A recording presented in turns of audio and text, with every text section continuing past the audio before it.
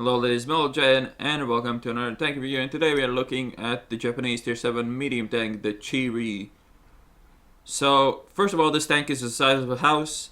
It's not very good overall. It's good at one thing, which is support, but it's not really easy to support in this game because most of your teammates end up being complete fucking retards. But later with that, let's look into the armor. Well, as you see, the armor is not very good, to say the least. But let's look at the real values. There's nothing to talk about here.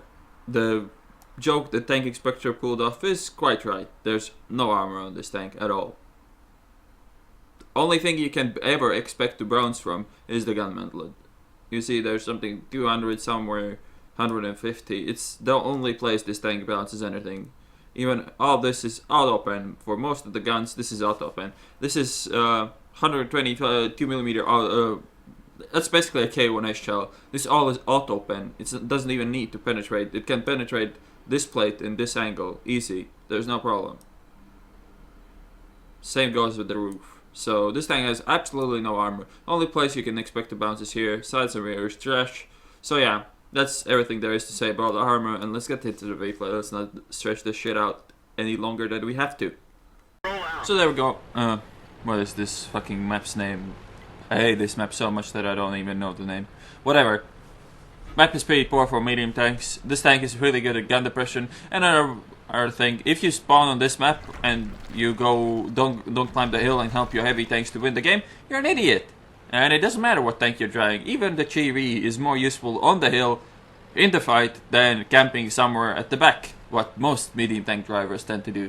So matchmaking is pretty damn poor. Apart from the fact that the IS-6 is already blue, tier 9 game in Chiri usually means a lot of trouble. It's not the pretty sight for a Chiri. You really don't want to be in tier 9 games. 155 penetration for a medium tank is above average actually, but it's pretty damn shit when you have to fight tier 9s.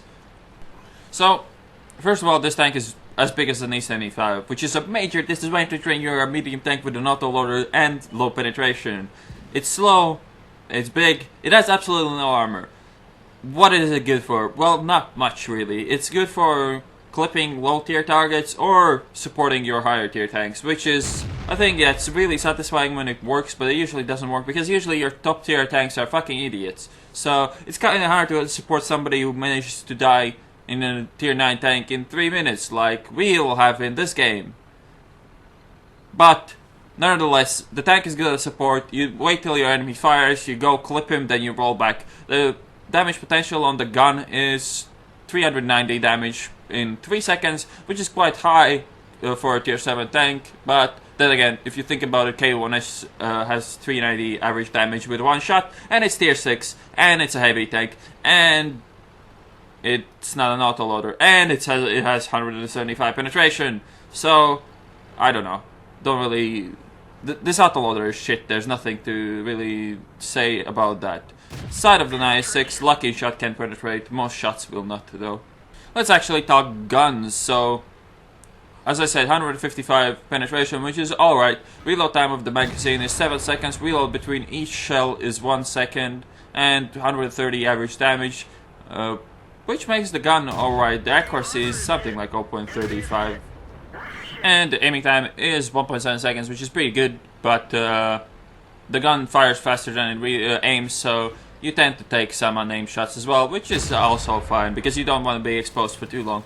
So, what to do with this giant thing? Well, first of all, you always want to be held down. Second of all, you never want to trade shots. You always want to clip your enemies when they're reloading or when they're not looking.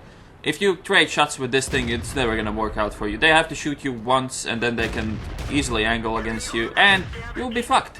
But when your enemies are not looking at you, like this guy, you can just unload. The DPM of the tank is quite high, actually. It's probably higher than any other tier 7 tank. Note that gun that doesn't have an autoloader, it's basically the same gun without an autoloader, and with slightly higher damage per minute. But this damage per minute is also nothing to laugh about. It's better than on the tier 6, and the tier 6 had better DPM than most other tier 7 medium tanks, so yeah, that's something to note as well. So far I've been minding my own business and killed 2 tier 8s already, and I've yet to take in a single point of damage with 1500 damage done, and there's an IS-8 in front of me. IS-8 is a problem to penetrate. I get shot by the AC, I know that I did, and I'm just gonna empty my clip and then pull off, because I don't really want to get shot for free, and since I connected one shot, it wasn't completely for free, it wasn't really great, but what can you do? The gun depression is excellent with minus 10 degrees, which is really good, and the more you use it, the better your chances to having good games, because you really do not want to be exposed in a tank as big as this. And here we go, Ass of a Tiger 2, really nice for me.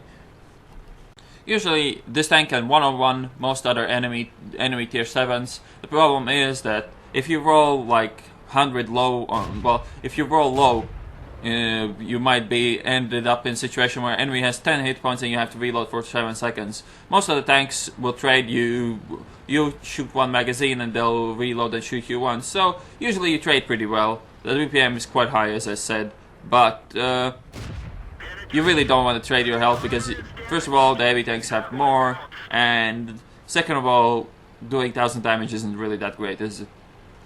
Equipment wise, this is one of the rare auto-loading tanks that can mount gun rammer. It's not the only one, but it's one of the rare ones. So gun rammer is an obvious option, obvious choice, would even say. That and optics, definitely useful. And the last skill is ventilation, probably because the aiming time is good enough. Anyways, crew skill wise, 6th sense, obviously. Repairs, obviously. Nothing really much. Clutch braking would be nice. Tank can set on fire, the gas tanks are in the front, but you really don't care too much anyway, so preventive maintenance isn't something I would choose. Most important skills for the driver of this tank is positioning and timing, because this tank is all about those two things. You really want to position yourself so you can do some damage, and you want to time your attacks right when the enemies are reloading, where they're not looking, and so on. Tank doesn't really perform well when you're like one of the only tier 7s, because the enemy tier 7 can tank and you definitely cannot tank, even though you have good autoloader that deals a lot of damage to lower tier tanks. If you take too much damage, you just are going to be unable to do any damage after that, and you really don't want to be unable to do any damage when you're driving the top tier tank. So they pick up the kill on that guy, and now there's only 2 left. One of the IS-3 is gonna die pretty soon, and the 69 is shooting me, so I'd rather get out of here now. Gold rounds are AP as well. HE rounds are completely useless on guns that have less than 390 alpha, in my opinion. Well, maybe if you shoot like Waffenträgers, but other than that, these guns are completely useless with HE. They can't, like, the damage difference is not even that good, and the penetration is so bad with HE that it's really not worth it. Close to 3k damage in tier 9 game, I wouldn't complain about that too much, and looking for that last T69, I really don't want to be the one spots him. I'm gonna just speed this shit up, otherwise we're gonna sit here all day. Just waiting where he's going. The tree fell to that side, but I really don't think he's gonna suicide like that, so yeah, there he is. Need to hit one of these shots, and of course he stopped right when I fired, and my lead was completely off. We didn't even scratch them. Bounce off his side, and one of them penetrated, so more than 3k damage now.